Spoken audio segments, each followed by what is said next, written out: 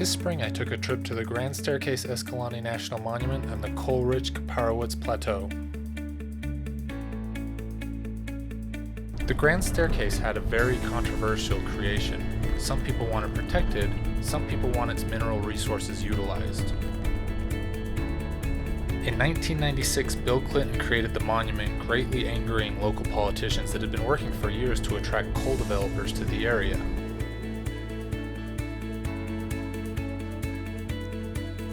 Utah politicians chafed at its existence until 1998 when an agreement was made to exchange state land inside the monument for valuable mineral-rich federal lands outside the monument. George W. Bush also made moves to shrink the park, but it turned out to be a very unpopular decision with the nation and was quickly reversed. But let's go back further. Natives lived in the area, but weren't nearly as numerous as they are on the eastern end of southern Utah, the Colorado River being a very formidable barrier to migration to this side of the state. As such, the area remained mostly wild and unexplored for a long time. Mormon pioneers settled the periphery, but very few ventured into the broken and foreboding canyons of the Grand Staircase. And those that tried to carve out a living didn't last long. Paria is one of those ghost towns. Located along the Paria River, the town slowly washed away in floods by 1930. Now all that remains are a couple of original stone mining cabins and the old town graveyard. But in the 1960s, Hollywood came in and set up an Old West set for multiple Western films, including Sergeant's 3 with the Rat Pack. Unfortunately, in 2006, the set burned down.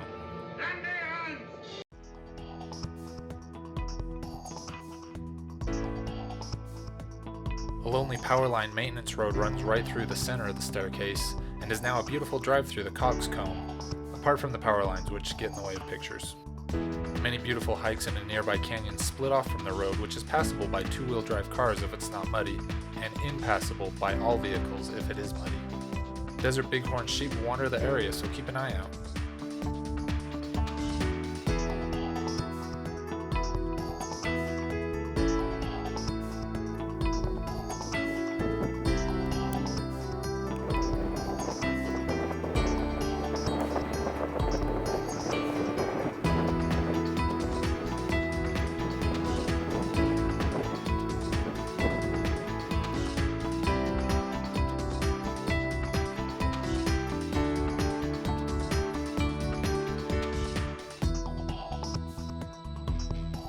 If you come across gates on public land, leave them as you found them. If they're open, leave them open. If they're closed, close them behind you.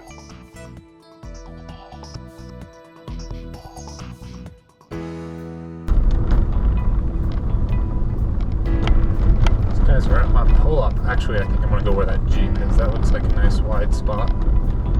We can drop down into Cottonwood Narrows from here. Oh no, maybe this is good. In the middle of Cottonwood Canyon Road is easy access to the Cottonwood Creek Narrows.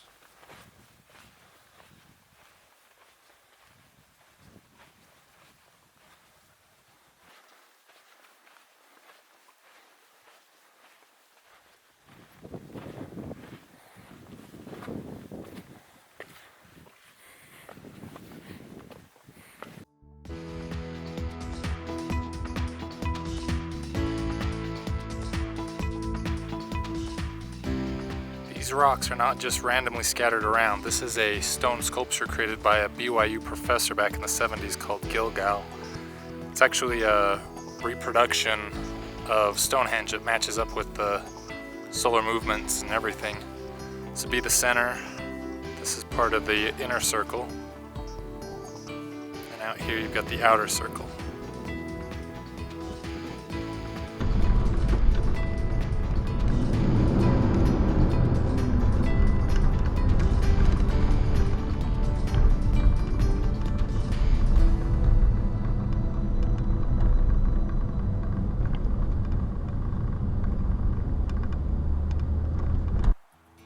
In more recent history, during the Conquer the World building boom of the mid-20th century, Highway 89, the National Park Highway, was diverted up closer to the monument when Glen Canyon and Page, Arizona were built.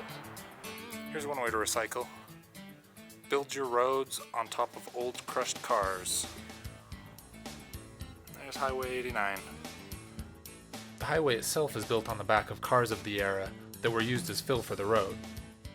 This brought easier access to the south end of the monument.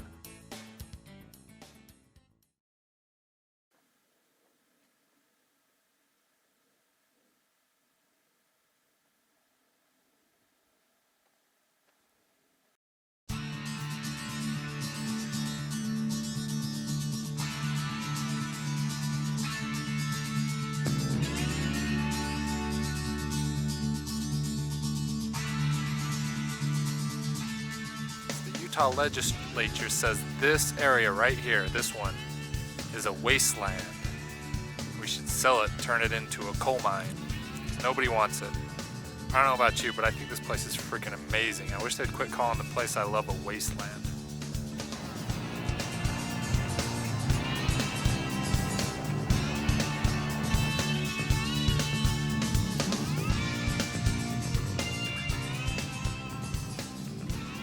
This is our main destination of the trip, Alstrom Point. Nice view out over Lake Powell. Little boat down there too.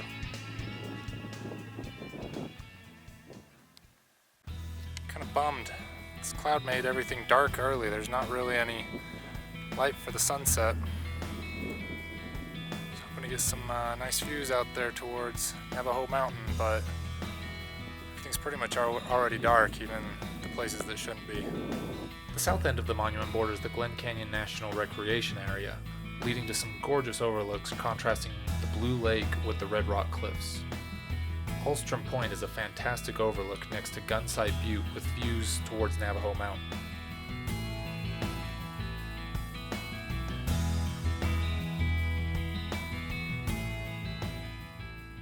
Just about sunrise, and we're right behind the Navajo Mountain shadow, and if you look over here, see the sun's hitting there. There's our shadow. Sun's hitting there. Crazy.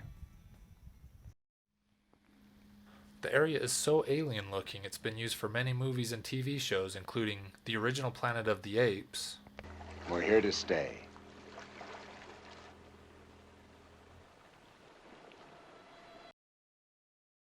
And the new series of Doctor Who. Amy! Stay back!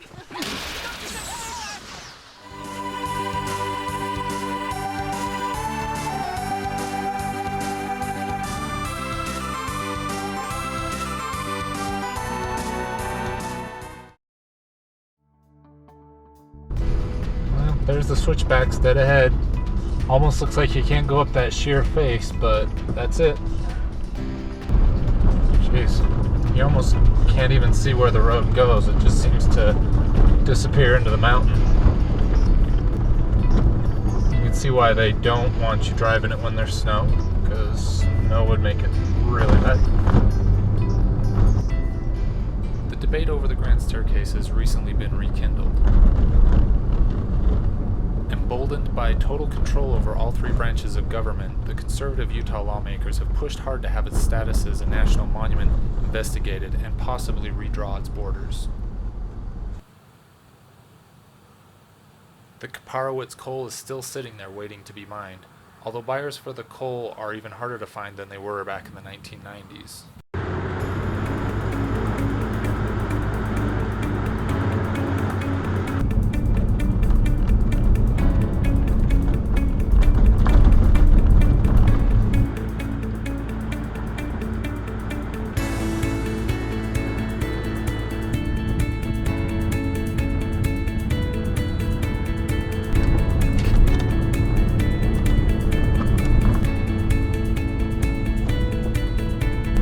Gotta be getting close. All I see is blue sky over each ridge now.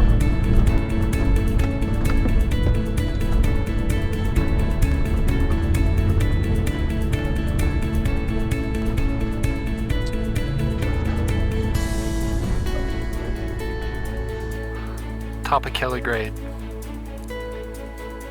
The existence of the coal is apparent by burning coal seams out in the desert. Smoky Mountain got its name because people said that they saw smoke coming up off it, which sounds like one of those things that like any prospector or pioneer is like, oh, there's clouds on it, it's smoking. But no, this mountain is literally on fire. It's smoking. The coal seams underneath caught fire millennia ago, and now it just smokes. Oh god, this stinks. I can actually feel the heat coming out off of it though.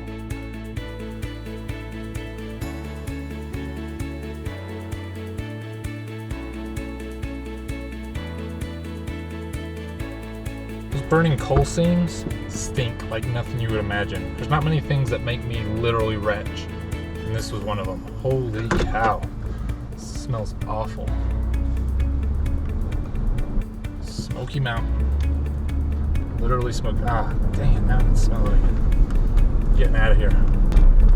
There's a lot of cracks and seams along here that I think some of them look like they used to be burning because there was kind of still caked on blackness around it, but none of the yellow sulfur and I don't know what you'd call it, creosote maybe? There's some liquid tar substance coming out of all these things too. Even before being made a monument, the land was public federal land, so local Utah politicians have had little power other than to try to convince the entire nation's politicians that the land would be better served as a coal mine. Local state representative Mike Knoll repeatedly used the term wasteland to describe the Grand Staircase-Escalante National Monument, urging the monument be shrunk or abolished so that we could mine the coal underneath because, quote, in that barren wasteland, that's where the coal is, in that wasteland. Ironically, the nearby coal-fired Navajo power generating station outside of Page, Arizona, recently requested to cut its lease short because it can't afford to run anymore. Cheap natural gas has undercut its business too much. The coal mine feeding it, just 50 miles away from the Kaparowitz coal, is shutting down because it can't find any buyers local or worldwide for what it mines. However, even in the face of plummeting coal demand, public outcry, and against the advice of local small business owners that profit from the tourism, the politicians continue to try to convince us that nobody wants this place and that it should be opened up to mining and drilling. Crazy, but that is snow on Smoky Mountain Road. Grand Staircase. I'm out in the desert and there's still snow. What's left of it, at least. Personally, I think this wasteland is one of the most beautiful places on Earth. This trip only hit a few points of interest along its southwest end and never even really penetrated the hundreds of miles of backcountry roads and thousands of square miles of hiking lands and canyons. Public comment for the monument ends soon. No president has ever abolished or revoked a national monument proclamation yet. We'll see if that changes this year.